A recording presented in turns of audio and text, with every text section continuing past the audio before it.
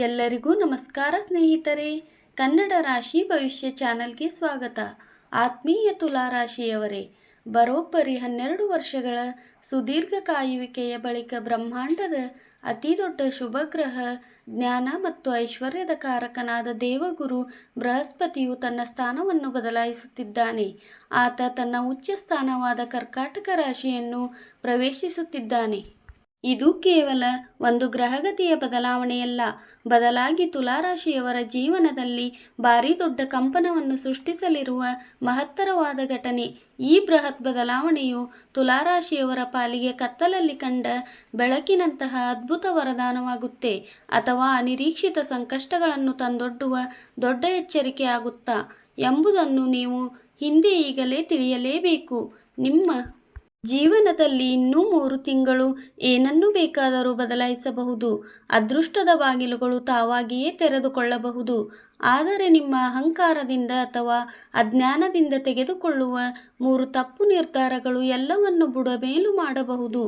ಈ ಮಾರ್ಗದರ್ಶನವನ್ನು ಎಲ್ಲಿಯೂ ತಪ್ಪಿಸದೆ ಸಂಪೂರ್ಣವಾಗಿ ಆಲಿಸುವುದರಿಂದ ಕರ್ಕಾಟಕ ರಾಶಿಯಲ್ಲಿ ಉಚ್ಚ ಸ್ಥಿತಿಯಲ್ಲಿ ಕುಳಿತಿರುವ ದೇವಗುರು ಬೃಹಸ್ಪತಿಯು ನಿಮ್ಮ ತುಲಾರಾಶಿಗೆ ನಿಖರವಾಗಿ ಏನು ಮಾಡಲಿದ್ದಾನೆ ಎಂಬ ದೈವಿಕ ರಹಸ್ಯ ನಿಮಗೆ ಸ್ಪಷ್ಟವಾಗಿ ಅರ್ಥವಾಗುತ್ತದೆ.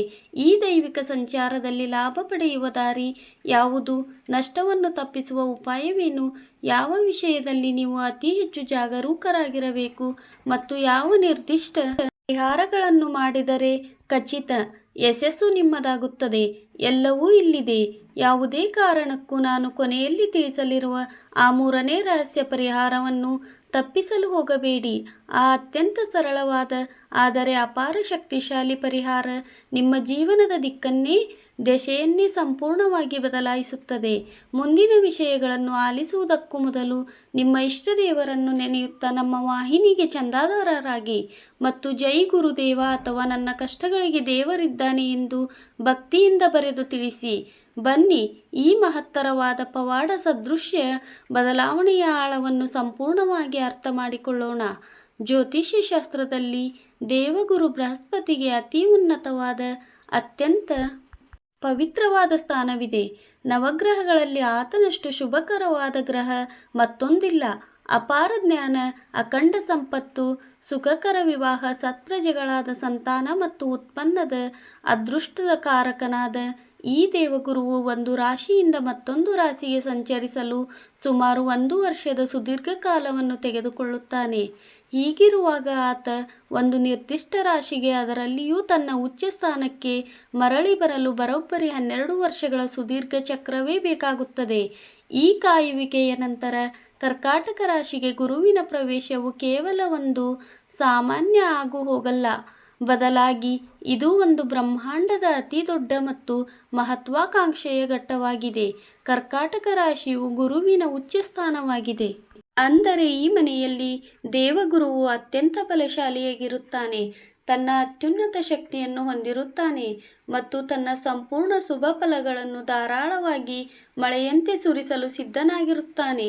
ತುಲಾರಾಶಿಯ ಅಧಿಪತಿಯಾದ ಶುಕ್ರನಿಗೂ ಮತ್ತು ದೇವಗುರು ಬೃಹಸ್ಪತಿಗೂ ನೈಸರ್ಗಿಕವಾಗಿ ಕೆಲವು ಭಿನ್ನಾಭಿಪ್ರಾಯಗಳಿದ್ದರೂ, ಗುರುವಿನ ಅಪಾರ ಜ್ಞಾನ ಮತ್ತು ಮಾರ್ಗದರ್ಶನವು ತುಲಾರಾಶಿಯವರ ತಕ್ಕಡಿಯಂತಹ ಸಮತೋಲಿತ ನ್ಯಾಯಬದ್ಧ ಸ್ವಭಾವಕ್ಕೆ ಅತ್ಯಂತ ಅವಶ್ಯಕವಾಗಿದೆ.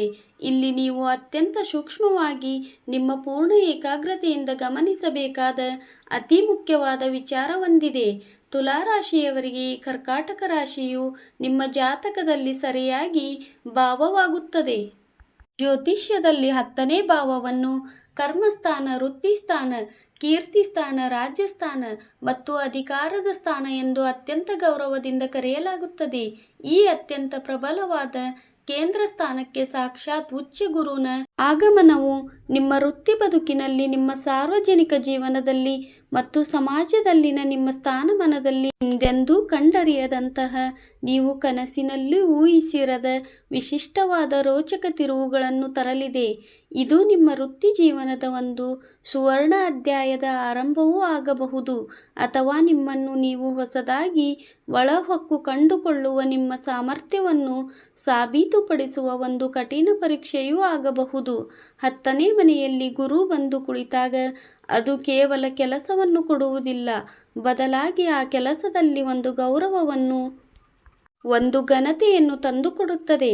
ನಿಮ್ಮ ಈವರೆಗಿನ ಕಷ್ಟಗಳಿಗೆ, ಅಪಮಾನಗಳಿಗೆ ತಕ್ಕ ಉತ್ತರ ನೀಡಲು ಬೃಹಸ್ಪತಿ ನಿಮಗೆ ಒಂದು ದೊಡ್ಡ ವೇದಿಕೆಯನ್ನು ಸೃಷ್ಟಿಸಿಕೊಡಲಿದ್ದಾನೆ. ಮೊದಲನೆಯದಾಗಿ ತುಲಾರಾಶಿಯವರಿಗೆ ಈ 10ನೇ ಮನೆಯ ಉಚ್ಚ ಗುರುವಿನ ಸಂಚಾರವು ಅತ್ಯಂತ ಅದ್ಭುತವಾದ, ಕಣ್ಣು ಕೊರೆಯಿಸುವಂತಹ ವೃತ್ತಿಪರ ಯಶಸ್ಸನ್ನು ಖಂಡಿತವಾಗಿ ಕರುಣಿಸಲಿದೆ.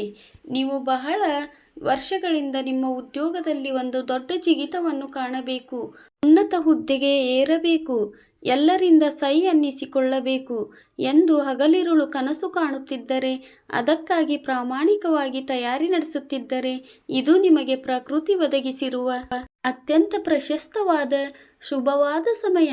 ಉದ್ಯೋಗವಿಲ್ಲದೆ ಎಷ್ಟೋ ಕಡೆಗಳಲ್ಲಿ ಸಂದರ್ಶನ ಕೊಟ್ಟರೂ ಕೆಲಸ ಸಿಗದೆ ಅಲಿಯುತ್ತಿರುವ ನಿರಾಶರಾಗಿರುವ ತುಲಾರಾಶಿಯ ನಿರುದ್ಯೋಗಿಗಳಿಗೆ ಇದು ಅಕ್ಷರಶಃ ಸುವರ್ಣಾವಕಾಶ. ಉಚ್ಚ ಸ್ಥಾನದಲ್ಲಿರುವ ಗುರು ಉದ್ಯೋಗ ಪ್ರಾಪ್ತಿಯಲ್ಲಿನ ಎಲ್ಲ ರೀತಿಯ ಅಡೆತಡೆಗಳನ್ನು, ವಿಳಂಬಗಳನ್ನು ಮಾಯದಂತೆ ನಿವಾರಿಸುತ್ತಾನೆ. ನಿಮ್ಮ ಕೌಶಲ್ಯಕ್ಕೆ, ನಿಮ್ಮ ವಿದ್ಯೆಗೆ ತಕ್ಕಂತಹ ಸಮಾಜದಲ್ಲಿ ನಿಮಗೆ ಗೌರವ ತಂದುಕೊಡುವ ಉದ್ಯೋಗ ನಿಮ್ಮನ್ನು ಹುಡುಕಿಕೊಂಡು ಬರುತ್ತದೆ. ಇನ್ನು ಈಗಾಗಲೇ ಉದ್ಯೋಗದಲ್ಲಿರುವವರಿಗೆ ಎಷ್ಟೇ ಕಷ್ಟಪಟ್ಟು ಕೆಲಸ ಮಾಡಿದರೂ ಬೆಲೆ ಸಿಗುತ್ತಿಲ್ಲ ಎಂದು ಕೊರಗುತ್ತಿರುವವರಿಗೆ ಈ ಸಮಯ ಒಂದು ವರದಾನವಾಗಿದೆ. ನಿಮಗೆ ಸಿಗಬೇಕಾದ ಬಡ್ತಿ, ನಿಮ್ಮ ಅರ್ಹತೆಗೆ ತಕ್ಕ ವೇತನ ಹೆಚ್ಚಳದ ದಾರಿ ಸುಗಮವಾಗಲಿದೆ. ಮೇಲಾಧಿಕಾರಿಗಳ ದೃಷ್ಟಿಯಲ್ಲಿ ನಿಮ್ಮ ಬೆಲೆ ಹೆಚ್ಚಾಗುತ್ತದೆ. ವ್ಯವಹಾರದಲ್ಲಿ ತೊಡಗಿರುವ ತುಲಾರಾಶಿಯ ಜಾತಕರಿಗೆ ಈ ಅವಧಿಯು ಹಿಂದೆಂದೂ ಕಾಣದಂತಹ ಅಧಿಕ ಲಾಭವನ್ನು ತಂದುಕೊಡಲಿದೆ. ಹೊಸ ವ್ಯವಹಾರ ಆರಂಭಿಸಲು, ಇರುವ ವ್ಯಾಪಾರವನ್ನು ಬೇರೆ ಊರುಗಳಿಗೆ ವಿಸ್ತರಿಸಲು, ಹೊಸ ಬಂಡವಾಳ ಹೂಡಲು ಅಥವಾ ಹೊಸ ಪಾಲುದಾರಿಕೆ ಮಾಡಿಕೊಳ್ಳಲು ಇದು ಅತ್ಯುತ್ತಮ ಸಮಯ. ಸರ್ಕಾರದ ಮಟ್ಟದಲ್ಲಿ ಏನಾದರೂ ಕೆಲಸಗಳು ಬಾಕಿ ಇದ್ದರೆ, ದೊಡ್ಡ ಗುತ್ತಿಗೆಗಳು ಸಿಗಬೇಕಿದ್ದವೆ, ಅವೆಲ್ಲವೂ ಈ ಅವಧಿಯಲ್ಲಿ ಸುಸೂತ್ರವಾಗಿ ನೆರವೇರುತ್ತವೆ. ರಾಜಕೀಯ, ಆಡಳಿತ, ಕಾನೂನು, ಶಿಕ್ಷಣ ಮತ್ತು ಸೃಜನಶೀಲ ವಲಯಗಳಲ್ಲಿರುವ ತುಲಾರಾಶಿಯವರಿಗೆ ಈ 12 ತಿಂಗಳು ನಿಮ್ಮ ಜೀವನದ ಮೈಲಿಗಲ್ಲಾಗಲಿದೆ. ಸಮಾಜದಲ್ಲಿ ನಿಮ್ಮ ಕೀರ್ತಿ, ಹೆಸರು ಮತ್ತು ಗೌರವ ಮುಗಿಲೆತ್ತರಕ್ಕೆ ಏರುತ್ತದೆ. ಜನರು ನಿಮ್ಮ ಬಳಿ ಸಲಹೆ ಕೇಳಿಕೊಂಡು ಬರುವಂತಹ ಮಟ್ಟಕ್ಕೆ ನೀವು ಬೆಳೆಯುತ್ತೀರಿ. ನಿಮ್ಮ ನ್ಯಾಯಯುತವಾದ ನಿರ್ಧಾರಗಳಿಗೆ ಭಾರೀ ಮನ್ನಣೆ ಸಿಗುತ್ತದೆ. ಹಣಕಾಸಿನ ಹರಿವು, ಕುಟುಂಬ ಮತ್ತು ಮನೆಯ ಮೇಲೆ, ಅಂದರೆ ಸುಖ ಮತ್ತು ವಾಹನ ಸ್ಥಾನ, ಹಾಗೂ 6ನೇ ಮನೆಯ ಮೇಲೆ, ಅಂದರೆ ಶತ್ರು ಮತ್ತು ರೋಗ ಸ್ಥಾನದ ಮೇಲೆ ಬೀಳುತ್ತದೆ. ಗುರುವಿನ ಅಮೃತ ದೃಷ್ಟಿಯು ಈ 6ನೇ ಮನೆಯ ಮೇಲೆ ಬಿದ್ದ ತಕ್ಷಣ ನಿಮ್ಮ ವಿರುದ್ಧ ಯಾರೆಲ್ಲ ಕತ್ತಲಲ್ಲಿ ಪಿತೂರಿ ಮಾಡುತ್ತಿದ್ದಾರೋ, ನಿಮ್ಮ ಕೆಲಸಕ್ಕೆ ಅಡ್ಡಿಪಡಿಸುತ್ತಿದ್ದಾರೋ ಅವರೆಲ್ಲರ ಅಸಲಿ ಮುಖವಾಡ ಕಳಚಿ ಬೀಳುತ್ತದೆ. ಇಷ್ಟು ದಿನ ನಿಮ್ಮ ಮುಖದ ಮುಂದೆ ಅತ್ಯಂತ ಸಿಹಿಯಾಗಿ ಜೇನಿನಂತೆ ಮಾತನಾಡಿ, ಬೆನ್ನ ಹಿಂದೆ ನಿಮ್ಮ ಏಳಿಗೆಯನ್ನು ಸಹಿಸದ, ನಿಮ್ಮ ಕಾಲೆಳೆಯುತ್ತಿದ್ದ ಗುಪ್ತ ಶತ್ರುಗಳಿಗೆ ಇದು ಅಕ್ಷರಶಃ ಸಿಡಿಲಿನ ಆಘಾತ. ಯಾರು ನಿಮ್ಮ ನಿಜವಾದ ಹಿತೈಷಿಗಳು ಮತ್ತು ಯಾರು ಮುಂದೆ ಕನ್ನಡಿಯಂತೆ ಸ್ಪಷ್ಟವಾಗುತ್ತದೆ.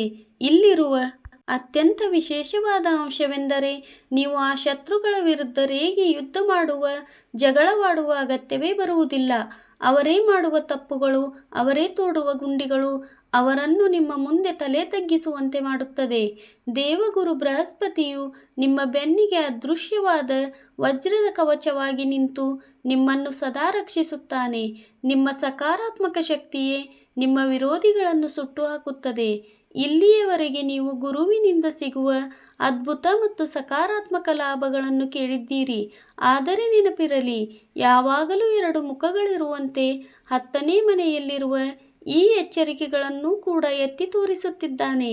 ಈ ಮುಂದಿನ ವಿಷಯಗಳನ್ನು ನೀವು ಸರಿಯಾಗಿ ಅರ್ಥ ಮಾಡಿಕೊಳ್ಳದಿದ್ದರೆ, ನೀವು ಗಳಿಸಿದ ಎಲ್ಲ ಅಧಿಕಾರ, ಗೌರವ ಮತ್ತು ಲಾಭಗಳು ನಿಮ್ಮ ಕಣ್ಣೆದುರಲ್ಲೇ ನೀರಿನಂತೆ ಕರಗಿ ಹೋಗಬಹುದು. ಆ 3 ದೊಡ್ಡ ಎಚ್ಚರಿಕೆಗಳು ಯಾವುವು ಮತ್ತು ಅವುಗಳಿಂದ ಹೇಗೆ ಪಾರಾಗಬೇಕು ಎಂಬುದನ್ನು ಈಗಲೇ ಬಹಳ ಎಚ್ಚರಿಕೆಯಿಂದ ತಿಳಿದುಕೊಳ್ಳಿ. ಮೊದಲನೆಯ ಅತಿ ದೊಡ್ಡ ಎಚ್ಚರಿಕೆ ಅಹಂಕಾರ ಮತ್ತು ಅಧಿಕಾರದ ದುರ್ಬಳಕೆ. 10ನೇ ಮನೆಯು ಅಧಿಕಾರವನ್ನು ಕೊಡುತ್ತದೆ, ನಿಜ, ಆದರೆ ಆ ಅಧಿಕಾರ ನಿಮ್ಮ ತಲೆಗೆ ಇರಬಾರದು. ವೃತ್ತಿ ಜೀವನದಲ್ಲಿ ಯಶಸ್ಸು ಸಿಗುತ್ತಿದ್ದಂತೆ, ನಿಮ್ಮನ್ನು ಹೊಗಳುವವರ ಸಂಖ್ಯೆ ಹೆಚ್ಚಾದಂತೆ ನಿಮ್ಮಲ್ಲಿ ಗೊತ್ತಿಲ್ಲದೆಯೇ ಒಂದು ಸಣ್ಣ ಅಹಂಕಾರ ಮೂಡುವ ಅಪಾಯವಿದೆ. ನಾನೇ ಶ್ರೇಷ್ಠ, ನನಗೆಲ್ಲವೂ ಗೊತ್ತು ಎಂಬ ಭಾವನೆ ನಿಮ್ಮನ್ನು ಆಳಲು ಬಿಡಬೇಡಿ. ಮೇಲಾಧಿಕಾರಿಗಳೊಂದಿಗೆ ವಿನಾಕಾರಣ ವಾದವಿವಾದಗಳಿಗೆ ಇಳಿಯುವುದು ಅಥವಾ ನಿಮ್ಮ ಕೈ ಕೆಳಗೆ ಕೆಲಸ ಮಾಡುವವರನ್ನು ಕೀಳಾಗಿ ಕಾಣುವುದು ಗುರುವಿಗೆ ತೀವ್ರ ಕೋಪ ತರಿಸುತ್ತದೆ.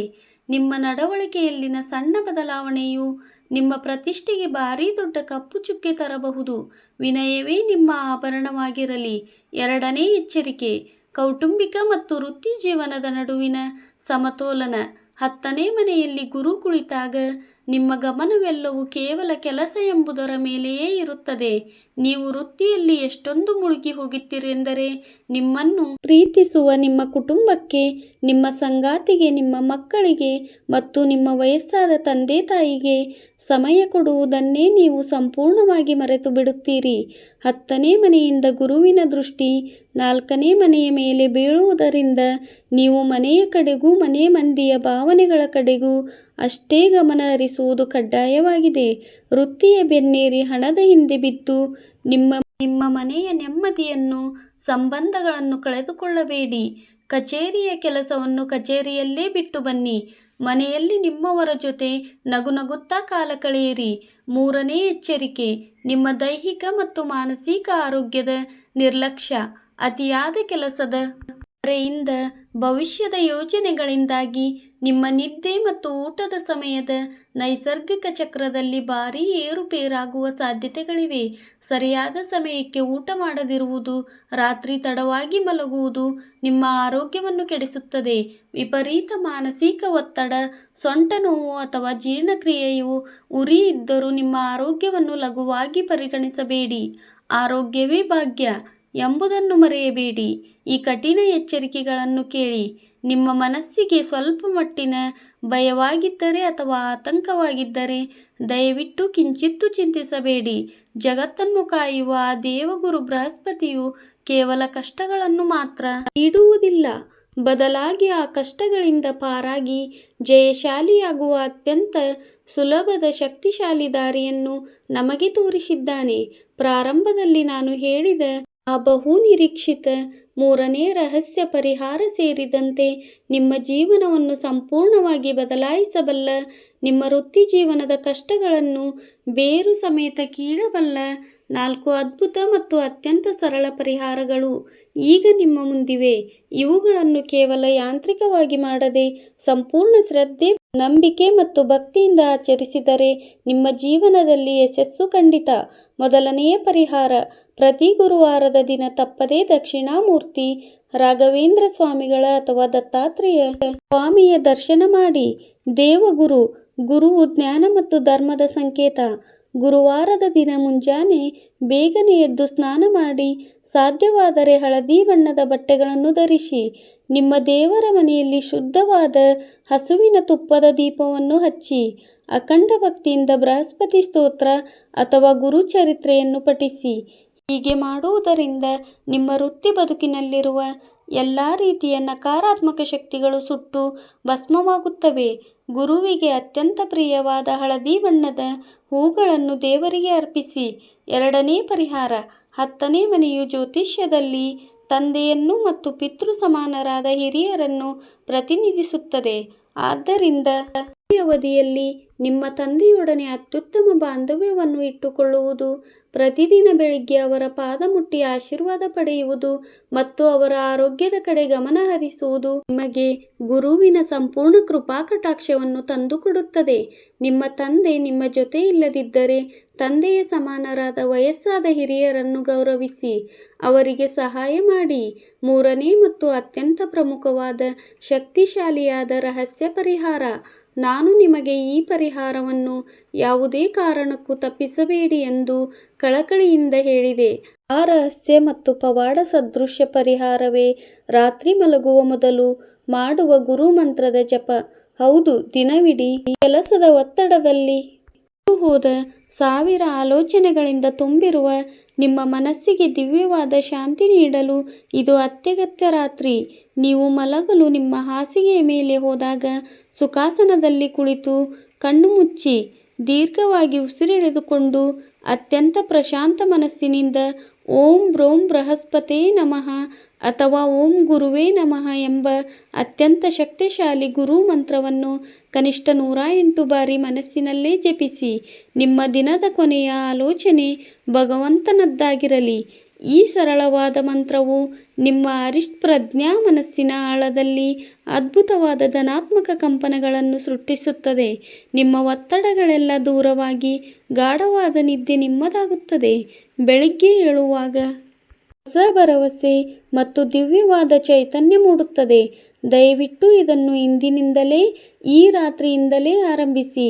4ನೇ ಪರಿಹಾರ, ಅನ್ನದಾನ ಮತ್ತು ವಿದ್ಯಾದಾನ. ಗುರುವಾರಗಳಂದು ಬಡ ವಿದ್ಯಾರ್ಥಿಗಳಿಗೆ ಅವರ ವಿದ್ಯಾಭ್ಯಾಸಕ್ಕಾಗಿ ಪುಸ್ತಕಗಳು, ಲೇಖನಿ ಅಥವಾ ಶಾಲಾ ಶುಲ್ಕ ಕಟ್ಟಲು ಸಹಾಯ ಮಾಡಿ. ಹಸಿವಿನಿಂದ ಇರುವ ಬಡವರಿಗೆ, ನಿರ್ಗತಿಕರಿಗೆ ಕಡಲೆಬೇಳೆ, ಬೆಲ್ಲ ಮತ್ತು ಹಳದಿ ಬಣ್ಣದ ಹಣ್ಣುಗಳನ್ನು ದಾನ ಮಾಡಿ. ನೀವು ನೀಡುವ ಈ ನಿಷ್ಕಾಮ ದಾನವು ದೇವಗುರುವನ್ನು ಅತ್ಯಂತ ಪ್ರಸನ್ನನಾಗಿಸುತ್ತದೆ. ಅವರು ಕೊಡುವ ಆಶೀರ್ವಾದ ನಿಮ್ಮ ಕಷ್ಟಗಳಿಗೆ ಉಕ್ಕಿನ ಗುರಾಣಿಯಾಗಿ ನಿಲ್ಲುತ್ತದೆ. ತುಲಾರಾಶಿಯವರೇ, ಈ 12 ವರ್ಷಗಳ ಸುದೀರ್ಘ ಕಾಲದ ಬಳಿಕ ನಡೆಯುತ್ತಿರುವ ಗುರುವಿನ ಈ ಮಹತ್ತರವಾದ ಸ್ಥಾನ ಬದಲಾವಣೆಯು ಖಂಡಿತವಾಗಿಯೂ ನಿಮ್ಮ ವೃತ್ತಿ ಮತ್ತು ಸಾರ್ವಜನಿಕ ಜೀವನದಲ್ಲಿ ಒಂದು ಹೊಸ ಜಗತ್ತನ್ನು, ಹೊಸ ಅವಕಾಶಗಳನ್ನು ಸೃಷ್ಟಿಸಲಿದೆ. ಪ್ರಕೃತಿಯ ದೇವಗುರು ಬೃಹಸ್ಪತಿಯು ಸಂಪೂರ್ಣ ಆಶೀರ್ವಾದದೊಂದಿಗೆ ನೀವು ಬರುವ ಎಲ್ಲ ಸವಾಲುಗಳನ್ನು ಎದೆಗುಂದದೆ ಧೈರ್ಯದಿಂದ ಎದುರಿಸಿ ಕೊನೆಯಲ್ಲಿ ವಿಜಯಶಾಲಿಯಾಗುತ್ತೀರಿ ಎಂಬ ಸಂಪೂರ್ಣ ವಿಶ್ವಾಸ ಮತ್ತು ನಂಬಿಕೆ ನಮಗಿದೆ. ನಿಮ್ಮೊಳಗಿನ ಆ ಸಮತೋಲನದ ಗುಣ, ಆ ನ್ಯಾಯದ ತಕ್ಕಡಿ ಸದಾ ಜಾಗೃತವಾಗಿರಲಿ. ನಾವು ಅತ್ಯಂತ ಕಾಳಜಿಯಿಂದ ತಿಳಿಸಿದ ಈ ಮೇಲಿನ ಪರಿಹಾರಗಳನ್ನು ಯಾವುದೇ ಅನುಮಾನವಿಲ್ಲದೆ, ಚಾಚೂ ತಪ್ಪದೆ ಪಾಲಿಸಿ ಮತ್ತು ನಿಮ್ಮ ಜೀವನದಲ್ಲಿನ ಆ ಅದ್ಭುತ ಸುಂದರ ಬದಲಾವಣೆಗಳನ್ನು ತೆರೆದ ಬಾಹುಗಳಿಂದ ಸ್ವಾಗತಿಸಿ. ನಮ್ಮ ಈ ದೀರ್ಘವಾದ ಮಾಹಿತಿ, ಈ ವಿಶ್ಲೇಷಣೆ ನಿಮಗೆ ಇಷ್ಟವಾಗಿದ್ದರೆ ದಯವಿಟ್ಟು ನಮ್ಮ ವಾಹಿನಿಗೆ ಮತ್ತು ಕೆಳಗಿನ ಪ್ರತಿಕ್ರಿಯೆ ವಿಭಾಗದಲ್ಲಿ ಬಂದು ಜೈ ಗುರುದೇವ ಅಥವಾ ನನ್ನ ಕಷ್ಟಗಳಿಗೆ ದೇವರಿದ್ದಾನೆ ಎಂದು ನಿಮ್ಮ ಭಕ್ತಿಯಿಂದ ಬರೆದು ತಿಳಿಸಿ. ನೀವು ನೀಡುವ ಪ್ರೋತ್ಸಾಹ ಮತ್ತು ನಿಮ್ಮ ಬೆಂಬಲವೇ ನಮ್ಮ ಈ ಜ್ಯೋತಿಷ್ಯ ಕಾರ್ಯಕ್ಕೆ ಅತಿ ದೊಡ್ಡ ಶ್ರೀರಕ್ಷೆ. ನಿಮ್ಮೆಲ್ಲರಿಗೂ ಆ ದೇವಗುರು ಬೃಹಸ್ಪತಿಯು ಆಯುರಾರೋಗ್ಯ, ಐಶ್ವರ್ಯ, ನೆಮ್ಮದಿ ನೀಡಿ ಸದಾ ಕಾಪಾಡಲಿ. ಸರ್ವೇ ಜನ ಸುಖಿನೋ ಭವಂತು. ಸಮಸ್ತ ಸನ್ಮಂಗಳಾನಿ ಭವಂತು. ಶುಭಮಸ್ತು. ನಮ್ಮ ಕನ್ನಡ ರಾಶಿ ಭವಿಷ್ಯ ಚಾನೆಲ್ಗೆ ಸಬ್ಸ್ಕ್ರೈಬ್ ಮಾಡಿ. ಧನ್ಯವಾದಗಳು.